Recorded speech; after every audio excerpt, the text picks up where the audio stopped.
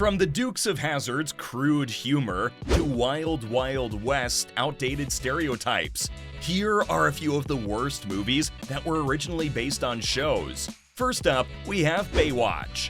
Now, who could forget the iconic TV show that had all of us drooling over David Hasselhoff and Pamela Anderson? But the movie version, oh boy, it was a hot mess. When Baywatch was announced as a movie, fans of the original TV show were excited to see their favorite lifeguards back on the big screen.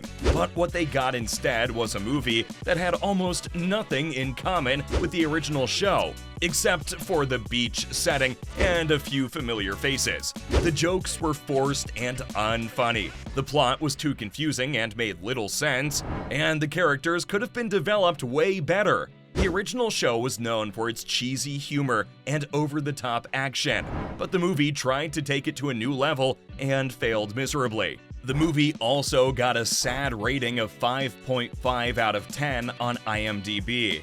The movie also had some issues with casting. Dwayne "The Rock" Johnson and Zac Efron may be great actors, but they didn't fit the roles of Mitch Buchanan and Matt Brody, respectively. They lacked the charm and charisma of Hasselhoff and David Charvet, who played the characters in the original show, and the rest of the cast didn't fare much better, with most of them being forgettable and unremarkable. And this is just the tip of the iceberg. There are so many other movies based on TV shows that were just plain awful. Take, for example, The Dukes of Hazzard. For starters, the movie lacked the heart and soul of the original show. The TV series was all about family values, loyalty, and standing up for what's right.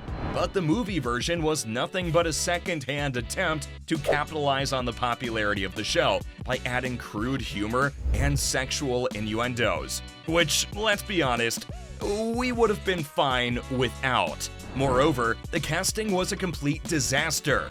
Johnny Knoxville and Seann William Scott were nothing like Bo and Luke Duke, and Jessica Simpson was a poor choice for the role of Daisy Duke.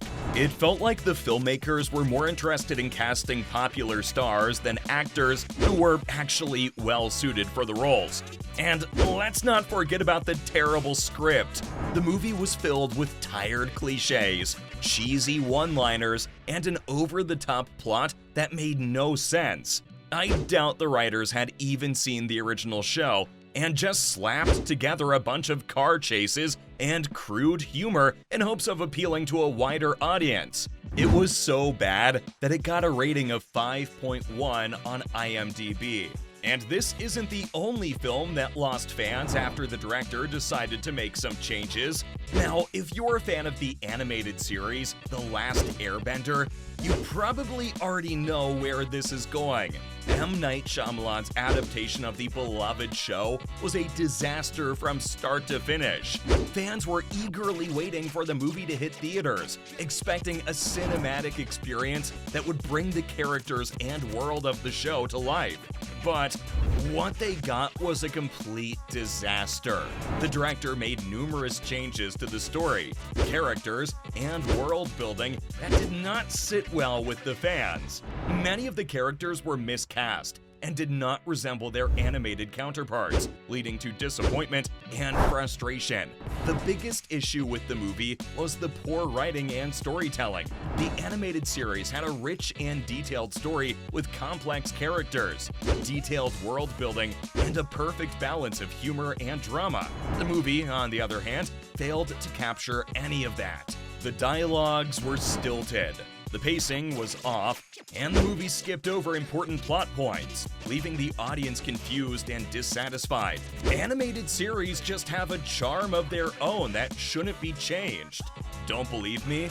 The same thing happened with Fat Albert. Yes, you heard that right. The lovable animated series was turned into a live-action movie in 2004.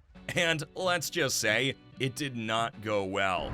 The movie was directed by Joel Zwick and starred Kenan Thompson as the titular character. The plot follows Fat Albert and his friends as they come to the real world to help a lonely girl named Doris make friends. However, the execution was so bad that it ended up feeling like a bad imitation of the show. One of the biggest issues with the movie was the writing. The jokes weren't funny, and the story was predictable.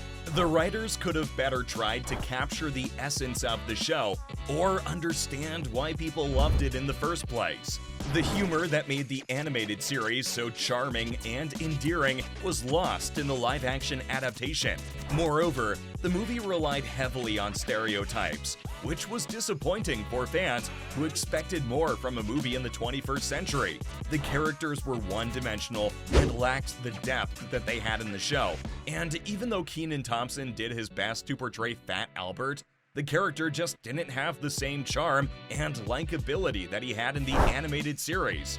The movie was a critical and commercial failure, receiving negative reviews such as a 4.3 on IMDb. While animated movies have a charm of their own, the Old West deserved better than what the series turned out to be.